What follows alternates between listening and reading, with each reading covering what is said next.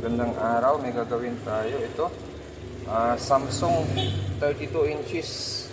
Ang problema nito, may backlight, walang display, pero nagpa-power on naman siya. Okay, so ito, testing natin. Nakasun tayo. Ayan. So, makikita nyo rito. Yun o, may backlight siya, pero wala siyang display. Buksan natin. Ito yung kanyang mainboard. Ang laki ng mainboard nito. Smart na rin siya. Ito yung pinaka power on niya sa sensor malapit. At yung gamit na panel ay yung ganitong panel. So alam nyo na pag ganito ang panel na gamit ay talagang hindi swerte mo na kung matibay ang panel na nakuha, ano, na ikabit sa unit mo. So matagal-tagal na rin bago naman ito nasisira. So ito yung ganitong panel.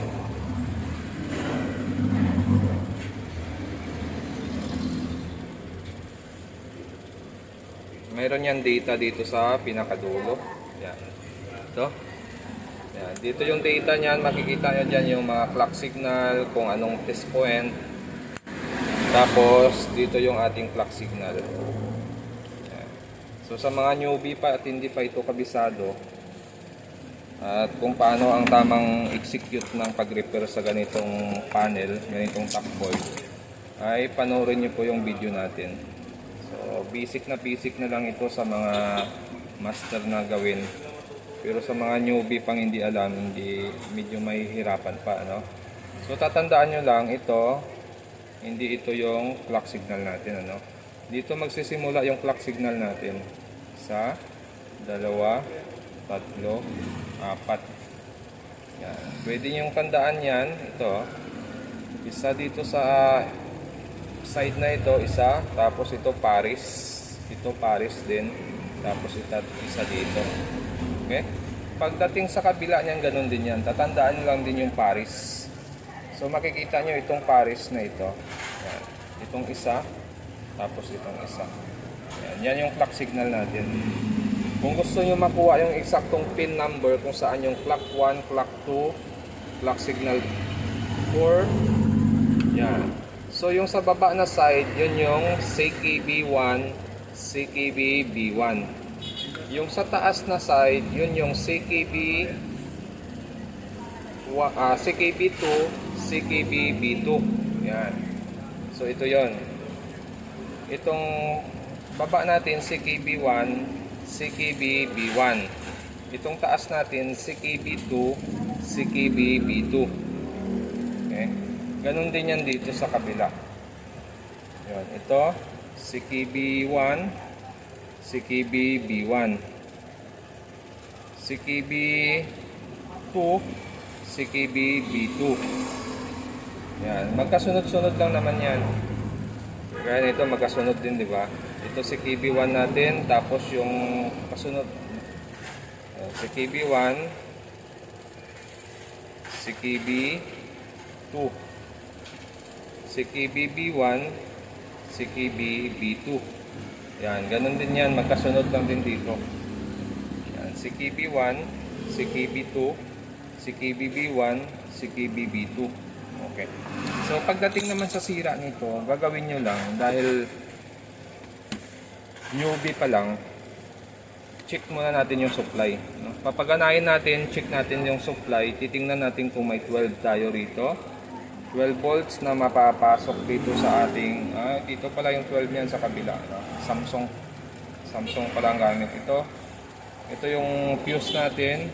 So test lang tayo dito kung mayroong 12, tapos pag mayroong 12 doon, check natin dito kung mayroon tayong makukuhang BGH dito. So ito. So iba ang design ng top board nito, no? Pero parehas lang ang panel na ginamit.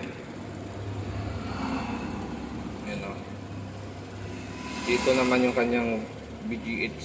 Sa isang ganitong klaseng top board or panel, yung pang madalasan sa China nating repair, iba ang design dito pagdating dito. Magkalayo sila. Pero parehas lang din ang clock signal na ginamit dito. Ibig sabihin niyan, parehas lang yung salamin na ginamit. Magkaiba lang ng design sa pagdating sa top board. Okay. Okay, so gagawin natin, magsusukat tayo ng supply. Sukatin natin yung fuse dito. Kung mayroon tayong masukat. So mayroon siyang 13, ano? So pumasok na rin yan dito yung 13 natin sa ating pinaka tikon or top board natin. So mayroon tayo dito 1.8, itong isa 3.3. So check natin kung may BGH. Okay, so wala siyang BGH, no? Walang BGH. So gagawin nyo lang dito dahil wala siyang BGH. Mag-aabang kayo ng tester dito sa test point ng BGH nya. Yan, phone. Yan, phone nya BGH ito. Yan, mag-aabang kayo dyan ng tester, tapos monitor nyo yung tester, tapos saksak power on nyo siya. Pag may lumabas dyan na mababa na supply, ibig sabihin pwedeng buo yung DC to DC nyo, nagpo-protect lang siya. Okay, try ko dito ha. Kaya lang wala tayong tagahawak ng camera dito. Okay, so nag-abang ako. May lumabas siyang 1 volt. 1 volt tapos magsha-shutdown din. Ibig sabihin niya nagpo-protect yung ating top board or yung ating DC to DC. So gagawin natin, mag-i-execute tayo ng cutting method dito. Pag ganito ang gamit na top board. So una nating ikakat dito para hindi tayo mahirapan magbalik. Isa lang muna. Or pwede din kayong gumamit ng tester kagaya nito, oh. 'Di ba? Lipat nyo lang to sa ohms. Yan, ohms lang tayo. Yan, tapos check natin yung circuit ng CKB. Ito lagi ang pares niyan. Itong CKB1 saka CKB-B1. Yan, i-check natin yan kung may resistance, kung ano ang value nito. So makikita nyo yung value niyan ay 285 ohms. Dapat ang value niyan ay mega or kagaya nito. Tingnan natin. Yung CKB2, CKB-B2. Makikita nyo dyan 4.7M, 4.79M mega. Dapat yun ang value niyan. So ibig sabihin niyan, positive na yan na ito yung may problema. Itong circuit ang may problema. Pagdating dito sa kabila, ganun din yan. Itong circuit na to, saka ito. So para hindi kayo mahirapan mag-cutting or magbalik, isa lang ang ikakat natin dyan. Napakadali lang nun. Okay, isa lang ikakat natin muna para malaman natin kung saang side ang may problema, no? So pag nag-cut kayo, isa lang, ito lang, oh. Yan, di ba ito yung may sira na serbito? So isa lang ito muna ikakat natin, itong isang piraso na ito. Ito pag nakuha nyo yung paano ang operation ng ganitong sistema na problema niya, ay hindi kayo mahirapan mag-cutting method at magbalik kung error man yung una yung cutting, no? So ito cut natin to isa muna. Siguraduhin nyo lang na yung blade na gagamitin nyo ay matalas, no? Na isang tira lang, hiwa na kaagad. Okay, so gagawin natin dyan, check tayo ng resistance ulit. Yan, magre-resistance ulit tayo. Ito lang.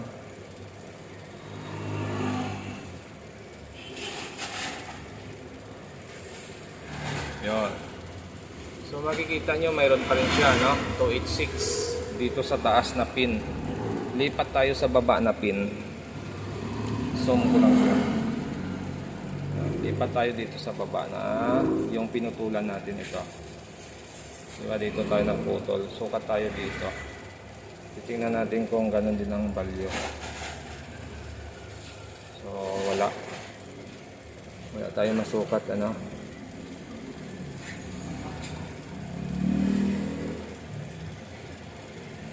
Okay, wala. Wala tayo masukat. Yan, no. 0, 0 siya. Ibig sabihin yan, putol na rin yung circuit natin.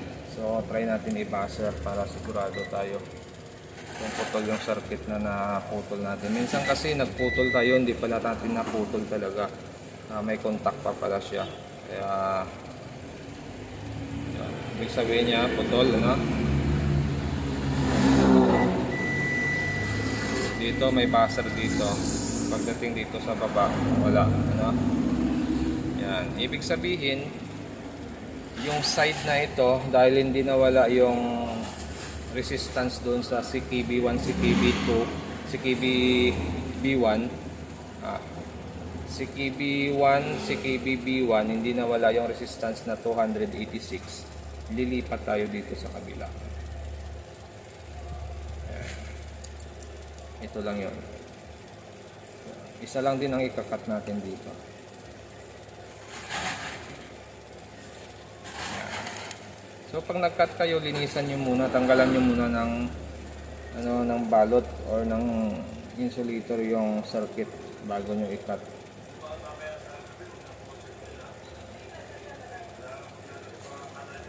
Okay. Yan. Ngayon, check natin ngayon kung tumaas na ba yung resistance ng ating circuit. Kasi kabilaan na yung kinat natin, di ba? Dapat mawala na ito. Dapat wala na yung 286 na resistance niya. Yun. So, bumalik na siya sa 4.8 M.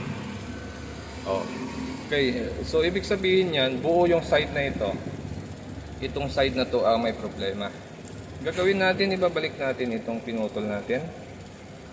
So, pwede nyong i-jumper, pwede nyo ring padaanan lang ng lead. Sa akin kasi, pag ganito ang cutting ko, ito, di ba, cutting ko ganyan lang siya, manipis lang. Ibabalik ko lang yan. Yan. Padaanan mo lang ng blade, yan, para maglapat ulit yung nakat mong serkito. Tapos, papadaanan mo lang siya ng lead. Kagaya nito. Di ba? Ganyan lang, padaanan mo lang siya ng lead. Kusang magdudugtong yun. Kasi wala namang open sa dyan eh. Wala namang tanso na natanggal dyan eh. Yan. Di ba? Dugtong na yan, okay na yan, nakakapit na yan. Check nyo lang din na hindi short yung paglagay nyo ng jumper. Baka short, sayang naman. Pag short kasi yan sa kabila, pwedeng masira yung ating DC to DC. Tapos, gagawin natin dito, dahil itong side na to may problema, i-cut na natin tong 4. Okay, so gagawin natin yan, i-cut natin to 4 na to. Bago natin i-cut, tanggalin muna natin siya ng balot. Yan. Para pag gusto natin siya ibalik ulit or pwede na natin siyang hinakan. Yan.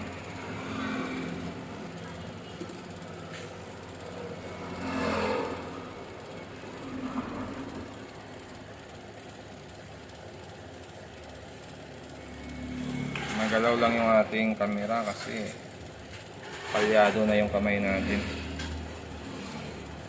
Ito. Kakat lang natin itong 4. Ako, napabilis yung ito.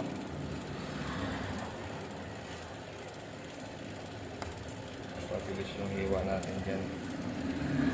Ito, dahil permanent na to, medyo lakihan na lang natin yung hiwa. Okay? Tatabaan natin yung hiwa. Okay? Okay, so yan na, naputol na natin yung circuit na yan. Ngayon, gagawin natin, testing natin. Tapos, magsusukat tayo ng supply. Titingnan natin kung nag-normal na ba yung supply ng ating top board. Nagkaroon na ba siya ng BGH at nagkaroon ba siya ng display. Okay? So, lipat lang tayo sa volts. Tapos, ground lang natin sa body ground yung ground natin. Tapos, sukat tayo dito sa bone. Yan, sa bone niya. Okay, so mayroon na siyang 33, So, nagkaroon na siya ng supply dito. Yan, Okay. So, yan lang yung ginawa natin dito. Yan. So, sa ganong paraan, hindi bugbog yung ating sarkito. Maayos yung cutting natin. Yan. So, may display na siya. Yan. Pag ganito, pag wala namang hairlines yung screen nyo, walang lumabas na hairlines, okay na yan, wag nyo nang lagyan ng resistor. Pero pag may hairlines siyang lumabas magaspang, lagyan nyo na lang ng 1K resistor. May mga video na rin dati tayo ng previous nyan. So dito hindi ko na siya lalagyan kasi nga wala naman siyang airlines. So yan lang yung ginawa natin dito. Bali ang problema nito ay protect cutting method. So bakit tayo nagka-cutting method? Bakit kailangan natin putulin yan? Bakit natin kailangan putulin yan? Para magka-display. Kasi nga yung signal na pumapasok dito papunta sa salamin natin, may leak na. Yung circuito na papunta sa ating glass or sa glass mismo, may short na or leak circuit. Kaya pag pinasukan ng supply yan na manggagaling dito sa kanyang DC to DC, pag pumasok yan dito dahil may short dito, automatic yan magpo-protect yung DC to DC niya, hindi magtutuloy yung supply. Kaya kailangan natin putulin para yung sira dito hindi na papasukan ng supply. Okay, ganun ang sistema dito. So halimbawa nasira itong kabila natin, na-short din yung circuito dito. So may paraan pa ito. Pwede natin buhayin yung side na ito. Gagamitan natin siya ng CKB short killing method. Yun, may video na rin tayo noon. At may aparato din tayo doon na ginawa.